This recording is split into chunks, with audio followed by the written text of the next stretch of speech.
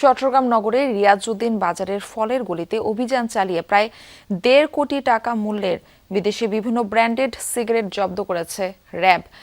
RAB জানায়, গতরাতে গোপন সংবাদের ভিত্তিতে একটি অভিযানিক দল গলির ভেতরের একটি ভবনের দ্বিতীয় ও তৃতীয় তলায় অভিযান পরিচালনা করে।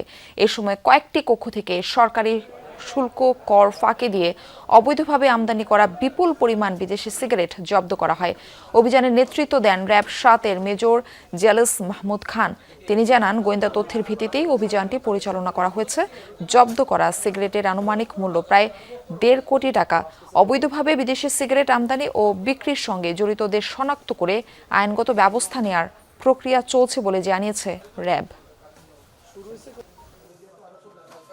তারা দীর্ঘ সময় ধরে এই চক্রটি অ্যাক্টিভলি এই শুল্ক ফাঁকি দিয়ে গভর্নমেন্টের শুল্ক ফাঁকি দিয়ে এই ব্যবসাটা করে যাচ্ছে।